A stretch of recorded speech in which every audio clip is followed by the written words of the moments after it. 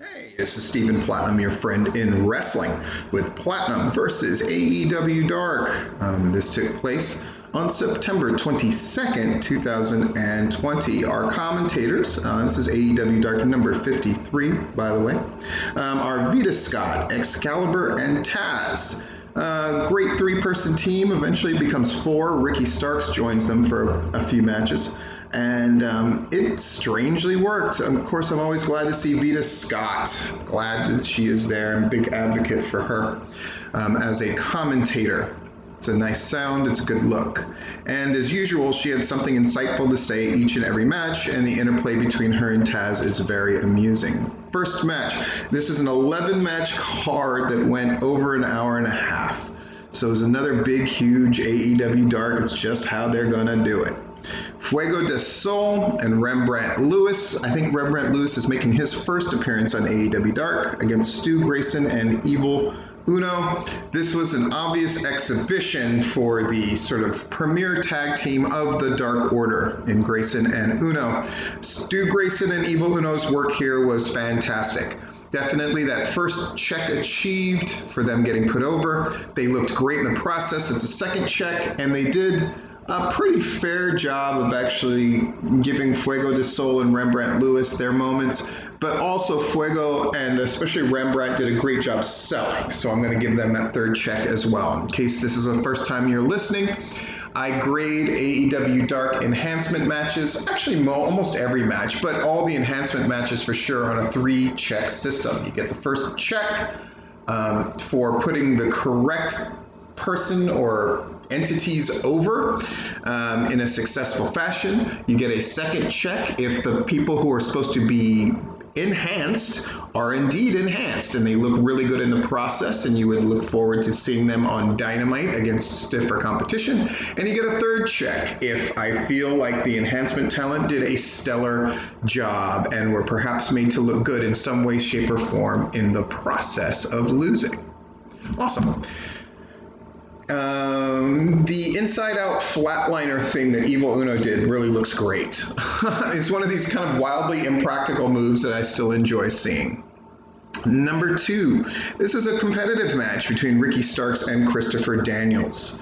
Looks really good. Christopher Daniels does not lose via the Rochambeau, but a spear instead, which is one of the 2 moves that Taz highlighted on Taz's sort of like wrestler analysis piece that I really like. And they did one last week on Ricky Starks where they highlighted the speed and of Ricky Starks with that spear, and also his Rochambeau like over the shoulder into like kind of a flipping them onto their face move. I'm glad that he won via the spear here against Christopher Daniels. A good solid match. I'll just go ahead and give it 3 check marks across the board, even though it's not what you would call an enhancement match typically. Ricky Starks joins them on commentary. The third match is Puff, P-U-F, all caps, big man, and Calvin Stewart against Butcher and the Blade with Eddie Kingston at ringside. Not a lot to talk about here beyond Puff is quite the spectacle. We saw him as the first person who thought they were the best man for that particularly odd segment a couple of weeks ago on Dynamite. He's a big fat guy who dances around, does some spots, kind of a comedy deal. Butcher and Blade play it serious as a heart attack. Am I imagining it, or is Butcher getting in better and better shape? Boy, he is looking good. Butcher and Blade look really great here. They utterly wipe them out, which is the right call. I'm going to go ahead and give it 3 checks because Puff made such an impression to get that third check. Fourth match, Serpentico against Will Hobbs. Again, such a fan of Serpentico / John Cruz. He does great here. Will Hobbs is in the middle of enjoying his rocket push and wins with a spine buster here, which I think looks better than that over-the-shoulder Oklahoma Stampede power slam move. I feel like it works better, especially against Serpentico, who takes like a champ. 3 check marks easily for this match. And by the way, I usually award which enhancement talent I think did the best job. So the 5th match, Max with 2 X's, Stardom and Dante Smiley against the Lucha Brothers. Dante Smiley and Max Stardom do a good job here because the Lucha Brothers, they like to do a lot of different kind of things, and the stuff they do is relatively complex and you've got to be there for it. But they were good bases for all of it. Lucha Brothers looked very strong here with Eddie Kingston at ringside for them. That double underhooky, almost package-ish pile driver thing where the opponent's legs are on the shoulders of the other Lucha Brothers, so it just looks like they get just spiked head first without protection into the mat. They obviously are protected, but it looks like they're not. It's a devastating move, and they win with it. 3 checks here. We're having a good night so far. Nobody's really botched anything, which is nice. 6th match, Ryzen, who I'm a big fan of, and Xander Gold against Dark Order 5 and 10. Good old Alan Angel's popping up. Always good to see him. And they're calling this 5 and dime, which is funny. I like this match, except for the Dark Order's finisher. The double stomp with the power slam thing just looked awkward as hell to do. And they've got to find ways where they're not... It's not Alan Angel's fault, but they do a lot of moves where Alan Angels has to sort of scamper to the top rope as number 10 holds them in some kind of position. They have to find a smoother way to get to these transitions if that's what they're going to do. But I won't give it the check mark in the middle because I don't think 5 and 10 looked as good as they could have. I will give that first check mark and then the third because Ryzen does a really good job selling and facial expressions, and Xander Gold does a good job as well, taking these rather complicated awkwardly applied finishers and double team moves from Dark Order 5 and 10.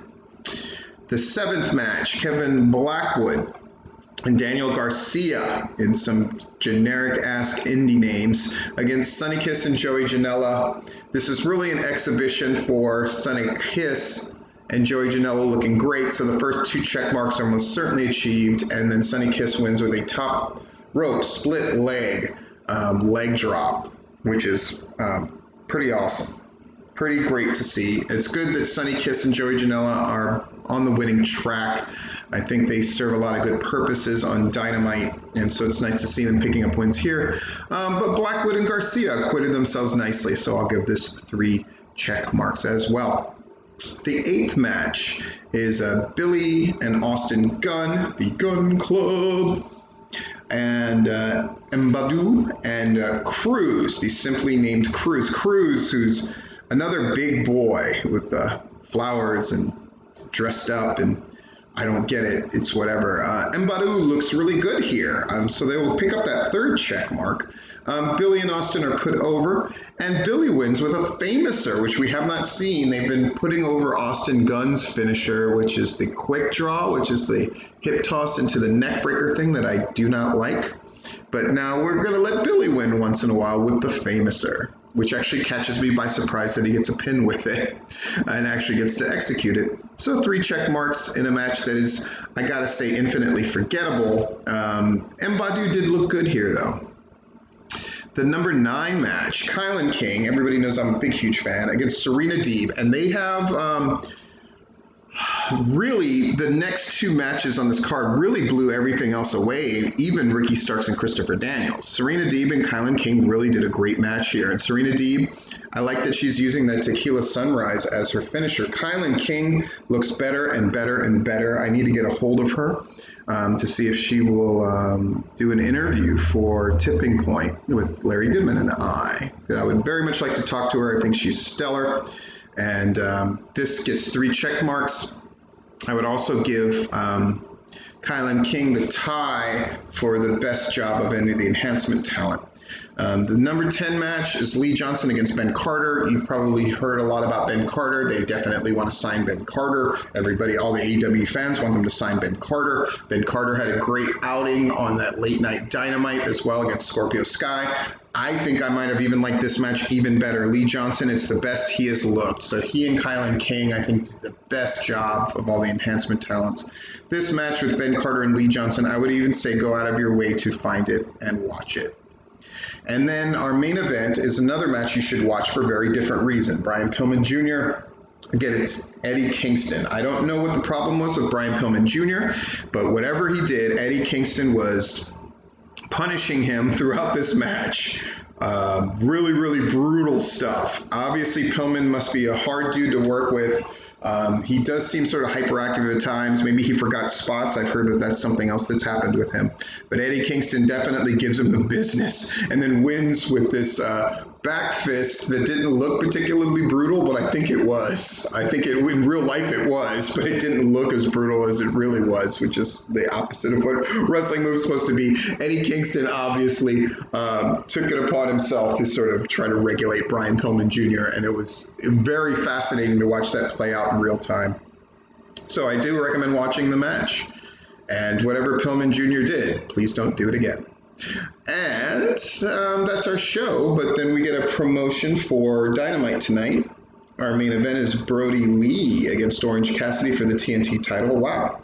A big six-man involving the Murder Hawk Lance Archer, Ricky Starks, and Brian Cage against the AEW champion Jon Moxley, Darby Allin, and the oft-pushed now Will Hobbs, who picked up a big win on this episode of Dark. And then a women's tag match with the NWA World Women's Champion, Thunder Rosa, teaming up with the AEW Women's Champion, Hikaru Shida, taking on Eva Lise and Diamante, who are our Women's Tag Team Cup, the Deadly Draw champs. So, big night for Dynamite, and that was a big episode of AEW Dark. Good jobs all around. Every match but one got the coveted 3 check marks. And Kylan King and Lee Johnson, standouts as enhancement talents of the night.